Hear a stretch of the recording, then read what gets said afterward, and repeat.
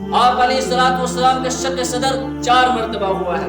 2.5 سال کی عمر میں، 10 سال کی عمر میں، اعلان نبوت کے وقت جس وقت آپ علیہ السلام کی عمر 40 سال تھی، اور معراج کے وقت پہ چاروں کی الگ الگ اپنی وجوہات ہیں۔ انشاءاللہ کبھی موقع ملا تو اس پر بھی بات کروں گا، لیکن ابھی آپ علیہ السلام کا سینہ مبارک کس لیے نکالا گیا یہ یاد رکھنے کی بات ہے، تاکہ آسمانوں کے نظام کے ساتھ آپ علیہ السلام کا یہ جو انسان وہاں ہوا کی ضرورت ہے، وہاں جنت کو دیکھنا ہے، جہنم کو دیکھنا ہے، تو بطور انسانیت آپ علیہ السلام کا جو ہے دل مبارک کے اندر وہ طاقتیں، قوتیں رکھ دی گئی جو وہاں کے نظام کے ساتھ ملتی جلتی ہو۔ یہاں سے آپ علیہ السلام نے سفر شروع کیا۔ سواری کے بارے میں آتا ہے کہ براق جو جنت کا ایک جانور ہے، اللہ تبارک و تعالیٰ نے حضرت جبریل علیہ السلام کے ساتھ بھیجا کہ میرے محبوب کو اس سواری پر لایا جائے۔ اس کی رفتار کا اندازہ نہیں، فرمایا کہ اس کی رفتار اتنی تیز رفتار ہے، اتنی تیز رفتار ہے کہ جہاں براق کی نظر پڑتی ہے وہاں اس کا قدم پڑتا ہے۔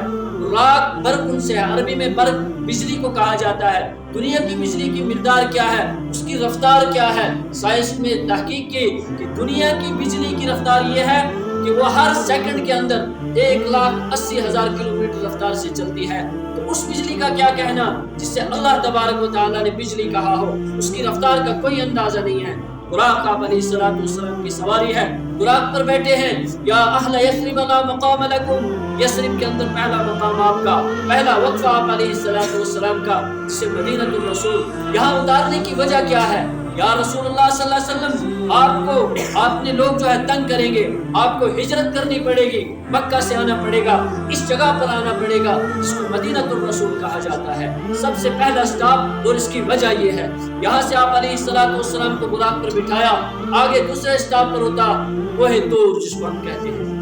قرآن نے کہا والتین والزیتون وطور سینین، تو اس پہاڑ کا بھی ذکر قرآن نے کیا کہ طور سینہ پہاڑ پر اتارا گیا۔ وہاں کیوں اتارا گیا؟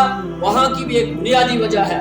آپ علیہ السلام نے جبریل سے پوچھا کہ یہاں کیوں اتارا؟ یہاں موسیٰ علیہ السلام اللہ سے ہم کلام ہوا کرتے تھے، اللہ سے جو ہے وہاں جا کر 40 دن اعتکاف کیا، وہاں سے اپنی کتاب لی جو 350 یا 300 تختیوں پر مشتمل کتاب تھی، اس کتاب کو لے کر کے گئے ہیں۔ یہاں اترے ہیں، 2 نفل پڑھے ہیں، یہاں سے آگے سفر کو روانہ ہو گئے۔ تیسرا جو سٹاپ ہے، بلکہ چوتھا، پہلا بیت اللہ، دوسرا مدینہ میں، اور تیسرا کوہ طور پر۔ اب چوتھا سٹاپ ہے، اس کو کہتے ہیں بیت اللحم۔ یہاں بنیادی 3 بڑی کرامات کا ظہور تھا۔ وہ کیا بنیادی کرامات تھی؟ نمبر 1، پہلی کرامت حضرت عیسیٰ علیہ السلام کی یہاں پیدائش ہوئی تھی، بغیر والد کے، بغیر شوہر کے۔ حضرت مریم علیہ السلام کو اللہ نے بچہ دیا، وہ اسی جگہ پہ بیت اللحم میں پیدا ہوا۔ دوسری بڑی کرامت یہ کہ حضرت مریم علیہ السلام کو پانی کی ضرورت پڑی، دیکھا زمین خشک تھی۔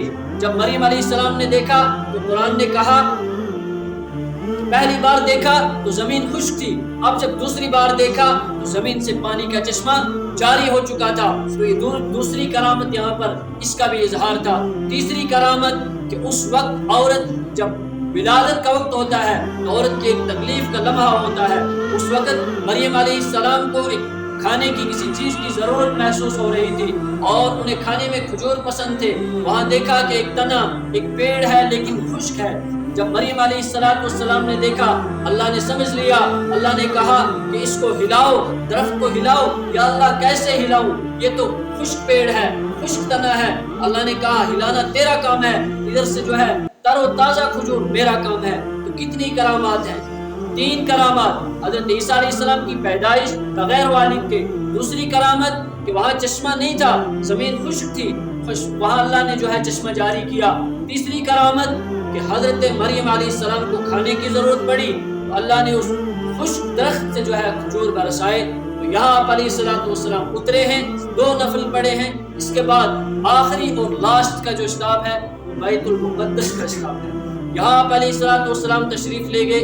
یہاں آپ سے پہلے 1,24,000 انبیاء علیہ السلام آپ کے انتظار میں ہیں۔ یہاں آپ کو وہ لقب ملا، امام الانبیاء کا لقب جو ہے اس دن ملا اور اس جگہ پہ ملا ہے۔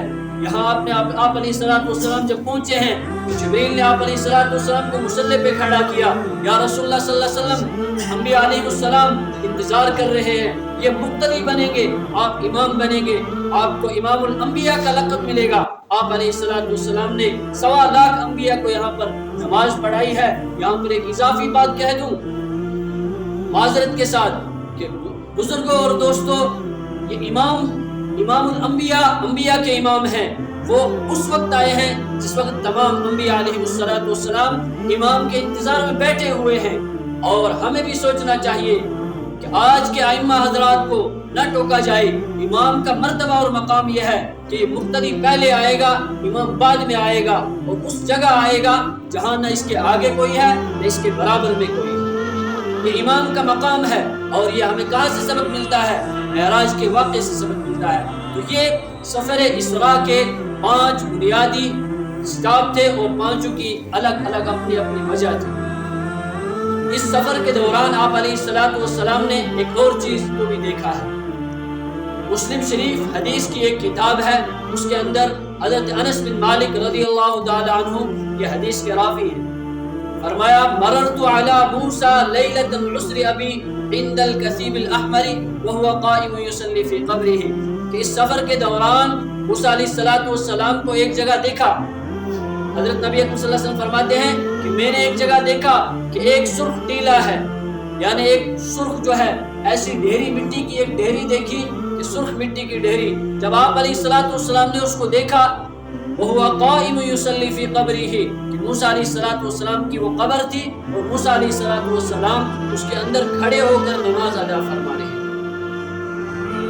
آپ علیہ السلام نے دیکھا پڑھنے والا ایک نبی ہے جس کو موسیٰ علیہ السلام کہا جاتا ہے، دیکھنے والے امام الانبیاء ہے. یہ کوئی میرا اور آپ کا راوی نہیں ہے کہ ہم اس میں صحیح اور ضعیف کی جو ہے سندیں ڈھونڈے. پڑھنے والا ایک نبی تھا، دوسرے نبی نے دیکھا، اسی دیکھنے والے نبی نے امت کو بتلایا.